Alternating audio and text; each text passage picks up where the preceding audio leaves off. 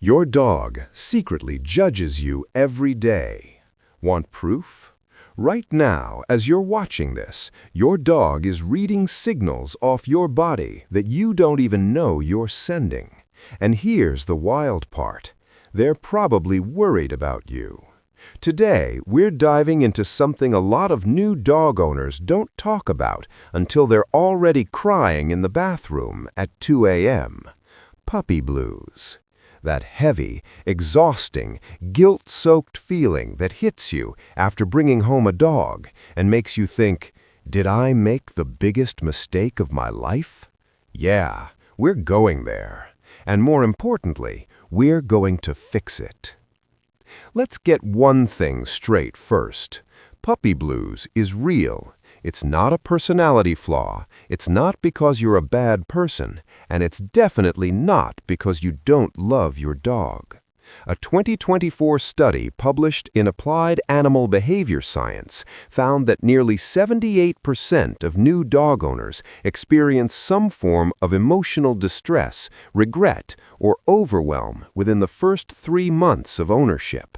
78%. So, if you've been sitting there feeling like the only person on earth who's ever wanted to return a dog, you are not alone, and science has your back on this one. So, what actually causes puppy blues? Here's where it gets interesting. When you bring home a puppy, your brain does something hilarious. It hypes you up with dopamine like you just won the lottery. Cute dog, fluffy paws, tiny little yawns. Your reward system is going absolutely feral. But then, day 3 hits, and the dog peed on your carpet again for the 11th time, and chewed through your favorite charger, and didn't sleep all night. And suddenly, your brain is like, wait, what did we sign up for?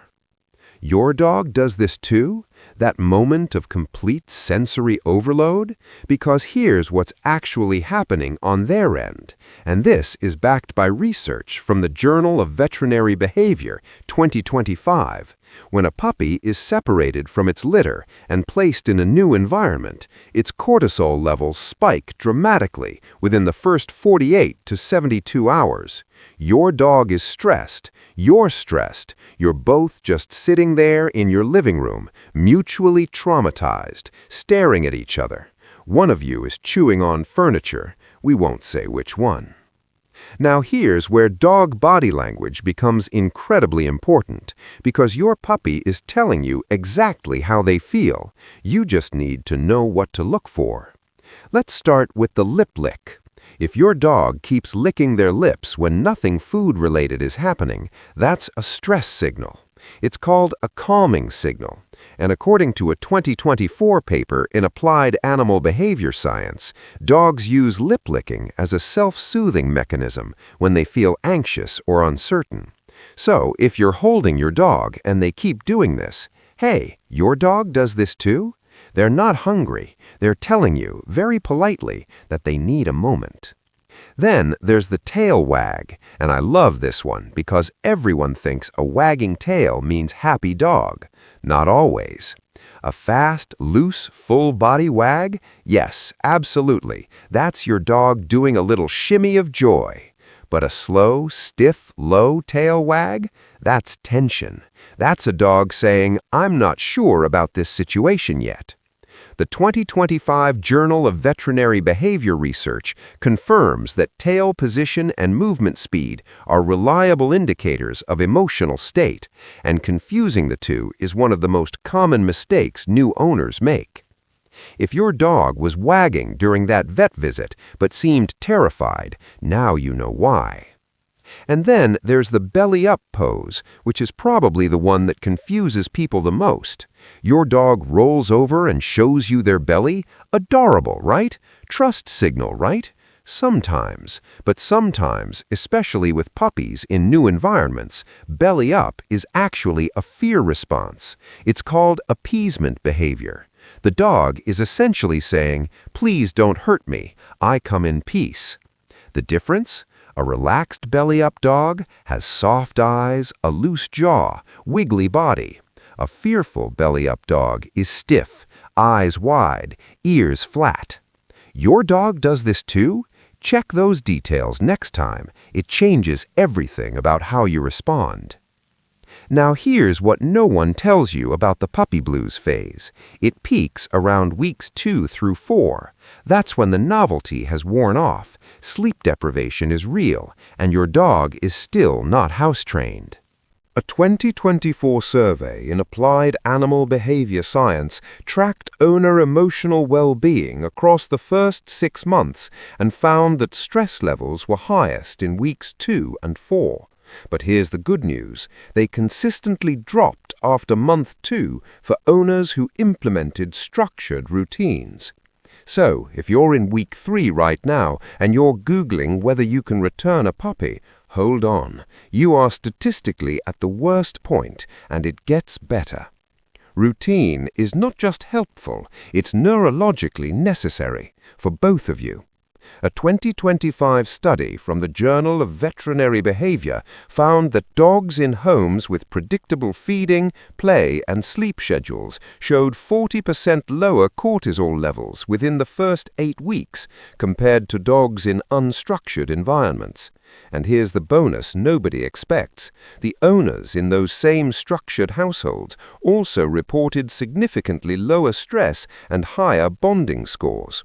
Your dog does this too? Thrives on routine? Set their meals at the same time every day. Take them out at the same intervals and watch the chaos start to calm itself down. It's not magic, it's just neuroscience. Let's talk about something else that feeds the puppy blues hard, the comparison spiral. You're on Instagram watching someone's golden retriever puppy sitting perfectly still in a flower field, looking like a Renaissance painting. Meanwhile, your dog just ate a sock and barked at the refrigerator for 6 minutes. Here's the reality check, and this is important. Every viral dog video you've ever seen represents months or years of training, careful editing, and probably a lot of off-camera chaos. A 2024 behavioral study found that new dog owners who consumed high amounts of social media content featuring trained dogs reported significantly higher rates of regret and inadequacy during the first 3 months. Your dog is not behind. You are not failing. You are just in the messy middle. One more thing that genuinely helps, and this is something the research specifically highlights, is learning to read your dog's stress signals early. Not to stress yourself out more, but to respond before situations escalate.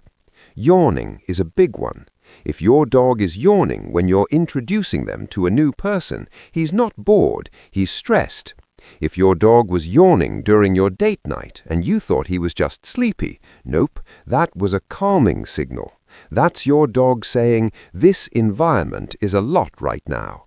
A 2025 paper in Applied Animal Behavior Science identified yawning, lip-licking, head-turning, and slow blinking as the 4 most commonly misread calming signals in domestic dogs. Learning these 5 signals, recognizing them, and responding with space, calm, and patience is one of the fastest ways to build trust and reduce both your dog's anxiety and your own. So, let's bring this home. Puppy blues is real. It peaks around weeks 2 through 4, and it passes for the vast majority of owners who implement structure, learn their dog's signals, and stop comparing their journey to highlight reels. You don't need a perfect dog. You need a connected dog. And connection starts with understanding. Understanding what they're telling you, even when they can't say a word. Follow these steps, and your pup will trust you more. You'll trust yourself more too. Like this video if it helped you feel less alone today. Subscribe for more dog behavior content rooted in real science. And drop a comment below. What's your dog's weirdest habit? I'm genuinely curious, and I read every single one. Disclaimer: this video is intended for educational purposes only and does not constitute professional veterinary or animal behavior advice. If your dog is experiencing severe behavioral issues or signs of distress, please consult a licensed veterinarian or certified animal behaviorist.